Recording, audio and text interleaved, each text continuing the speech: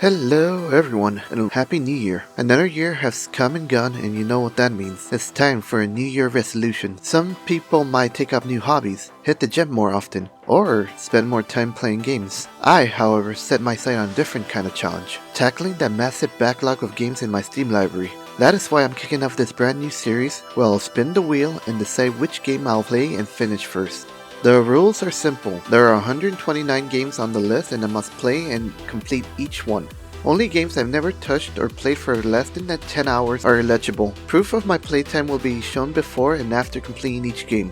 And I'll have until the end of the year to conquer this massive backlog. Join me on this journey as I explore these forgotten titles, uncover hidden gems, and endure some truly torturous game. All for your entertainment. Let's get started.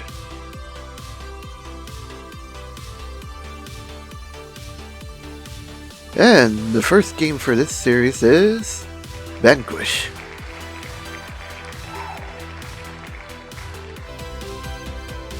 Vanquish is a third-person sci-fi action shooter developed by Platinum Games and published by Sega. Originally released on October 19, 2010 during the 7 console generation, it was later re-enhanced for PC on Steam on May 25, 2017 as part of a 10th anniversary bundle with Bayonetta. In this game, you play as Sam Gideon, a DARPA operative equipped with a cutting-edge augmented reaction suit, or ARS for short. This suit allows your character to slow down time, dash around the map, and enhance physical strength. Sam will also have access to both standard shooter weapons and unique one to the game. With that out of the way, let's get in with the rest of the game. The story begins with Sam teaming up with Lieutenant Colonel Robert Byrne and his unit. Together, they must prevent a space station from launching a microwave attack, an effort made urgent after the destruction of San Francisco in the game's opening scene. The mastermind behind the attack, Victor Zaitsev, demands the United States for his unconditional surrender, threatening to destroy New York next. Refusing to negotiate with terrorists, the US launched a counter-offensive on the space station. Their objective, to reach the station main terminal and take back control. Before entering the space station, Sam and his co-worker Elena get a video message from Dr. Candice warning them of an ominous betrayal of the US and a deeper conspiracy. When I entered the game, one of the challenges I faced was the control. One reason was skipping the tutorial at the beginning. I eventually had to check the menu for the keybind, like G being used for grenades.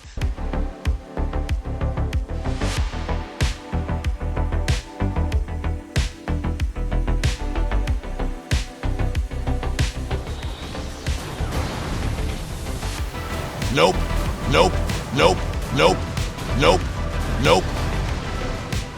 It was after a couple of trial and error and a game over that I had a better understanding of the control. Eventually, I reached the first boss area.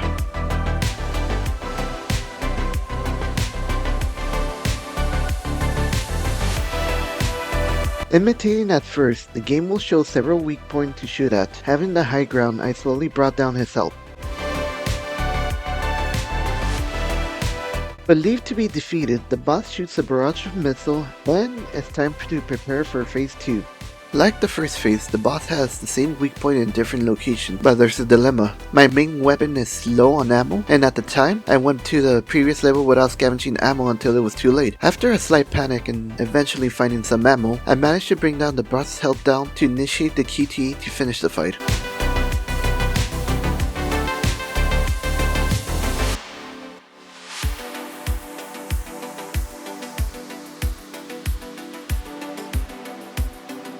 Once the first boss is defeated, the next several missions are standard game encounter of defeating all enemies to complete side objective to advance.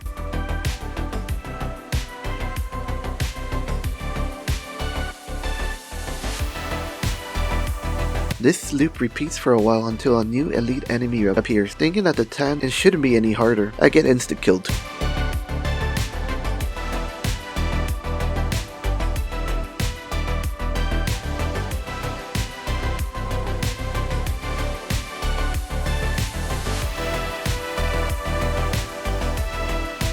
This became one of 2 missions where the game is at its lowest due to being an escort mission. Being forced to move at a snail pace, where the first couple of missions you were dashing around the map, felt out of place in this bullet shooter game. There were new enemies, but it was only exclusive to this mission. Sometime later, after a couple of close calls, I managed to reach the other side and moved on.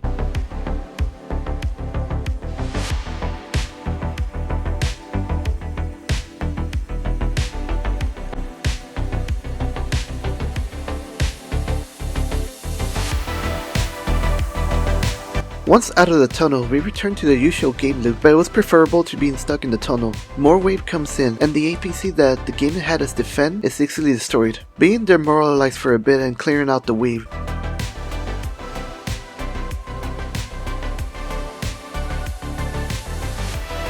And here comes my favorite cutscene.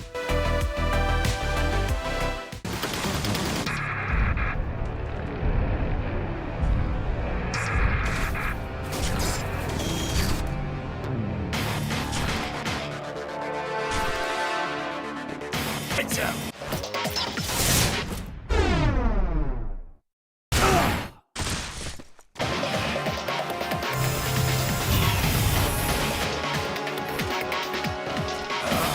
You need practice.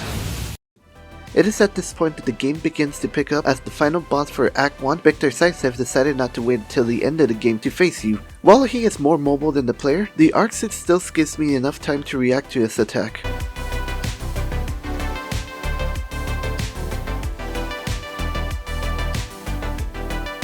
Once you bring his health down, he will initiate a QTE that will end the fight.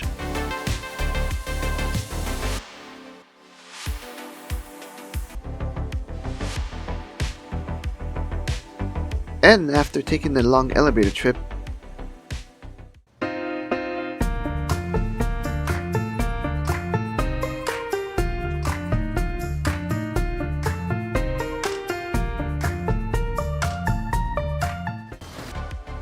leaving the elevator, I was immediately attacked on the left and got very lucky to survive. Taking care of the initial wave, I enter a facility with several moving floor. The idea was to use the cargo to slowly move to each cover, but I went gun blazing and launched myself forward.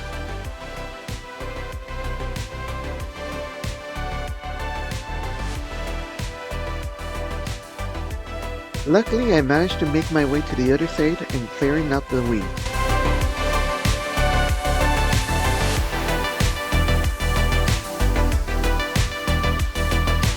The player will reach the train and advance towards an elevator that will take the group to the station center. With enough firepower on board, any flying unit that wants to board or outright collide with you is easily taken care of. At some point, the trucks are destroyed and the train gets attacked on all sides, leading to another game over. On the next attempt, the goal was to just survive, and that led to the game initiating a QTE to hijack one of the flying vehicles.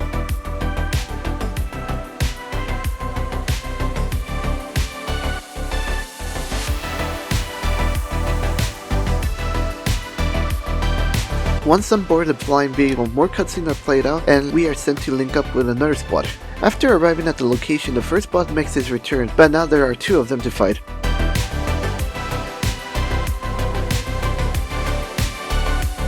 Choosing to fight the closest one, I make my way to slowly bring down his health until a QTE initiates.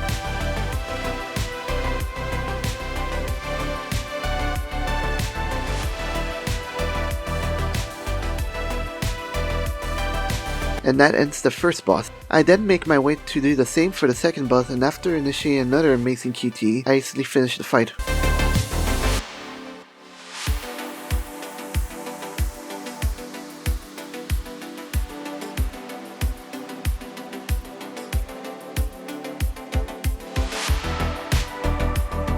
Defeating the boss, I once again face another elevator scene, with the game telling us how dire the situation is. Entering the new zone, you slowly make your way through enemy waves as you open the way for the NPC to progress.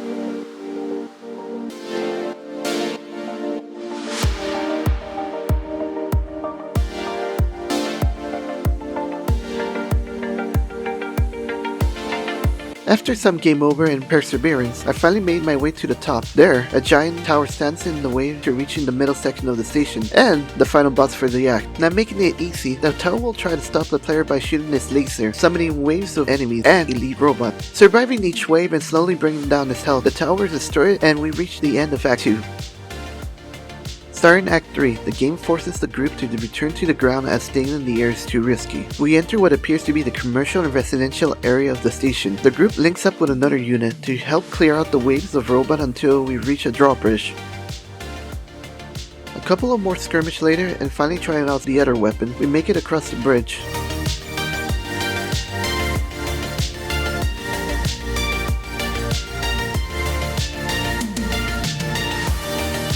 The game informs us that the fastest way to the next destination is through the freeway. We make our way forward until a cutscene occurs of a massive battleship destabilizing the freeway we need to cross. With the clock ticking, we quickly make our way towards the freeway and make it to the other side.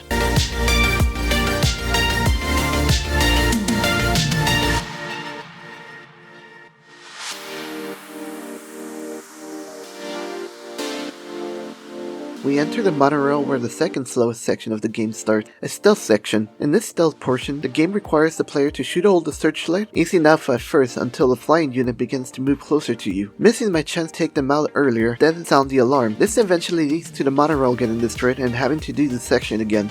Now better prepared, I took out the searchlight and the flying enemies, succeeding in preventing the alarm from sounding. I get an achievement. Now right behind the battleship, we are faced with the minibus attempting to destroy the monorail. We easily defeat it and safely make our way to the other side. More cutscenes occur and the battleship now shows to be able to transform. As I make my way to the first checkpoint, I end up dying on the way there. Reaching the platform, we are tasked to defend the APC in order to get closer to it. We make a hole small enough to enter. We slowly make our way and enter the battleship.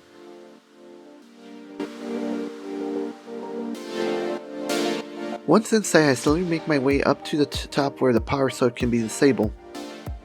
I encounter a strange new boss. Keeping my distance, I slowly bring down a cell and continue my way to the top.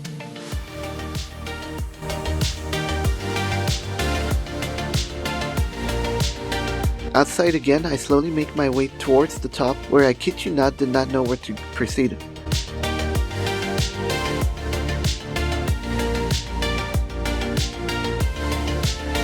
After a while of looking, I managed to find my way up, where I stumbled upon several dancing robots. Not having an alternative, I crashed the party. It was there that the boss from earlier showed up again for round 2. Unfortunately for me, I got hit with an insta-kill animation. Returning to the last checkpoint, I crashed the party once again and ensured that I kept my distance. I easily defeated the boss and reached the top.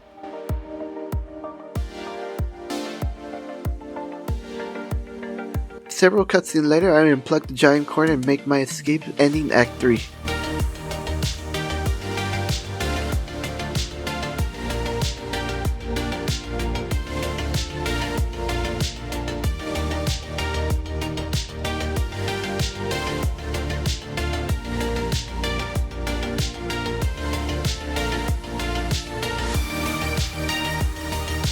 After escaping the battleship and crash landing in a nearby park, the group makes their way through the park as they fight more waves of robots.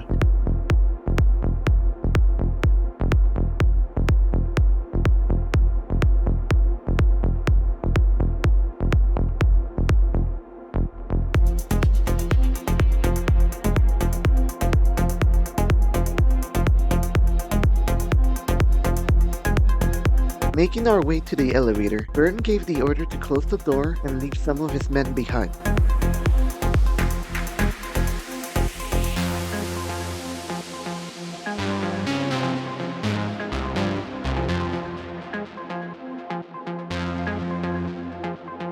We make our way through the water dam as we once again meet the first boss for another round.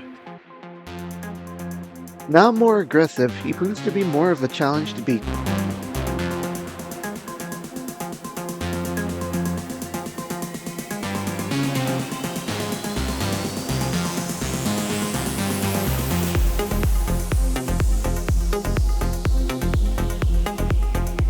Now that I have defeated both phases, the boss attempts one final attack and ends with a dramatic finish.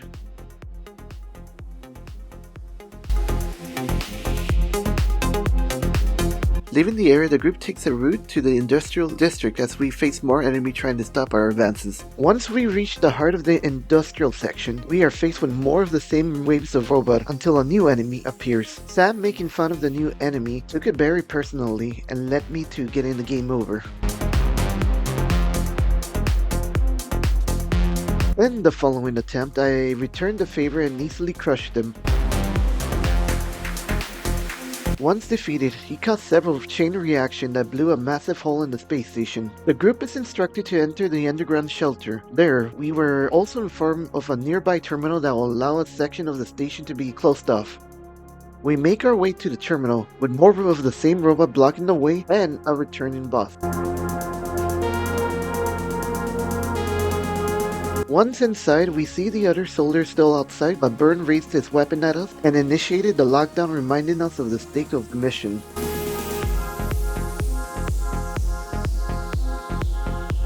We split up once again and continue our way to the main terminal.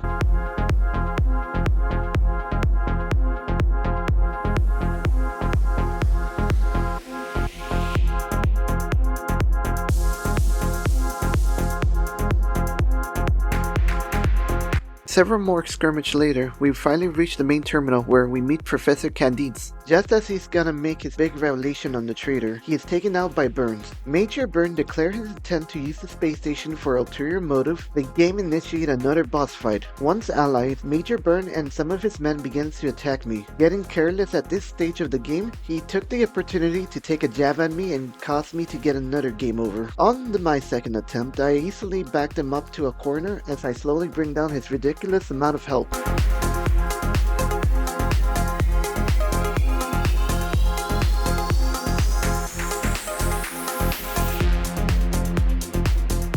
Once defeated, he opens the way to the final destination before also making a dramatic exit.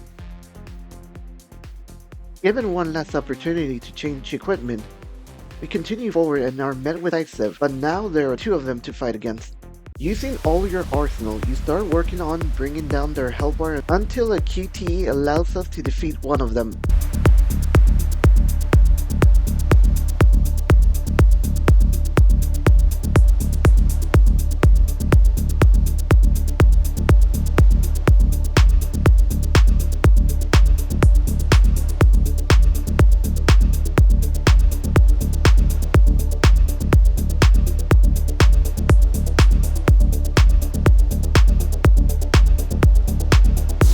Being mocked that we defeated the wrong one, the fight continues and the boss begins to move too fast for the Arcstick to react.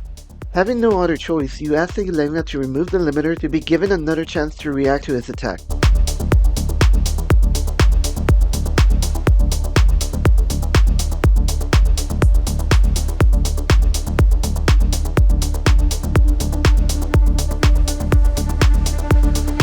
With one final QTE, I defeat Sidesev and watch the rest of the cutscene play out to finish the game.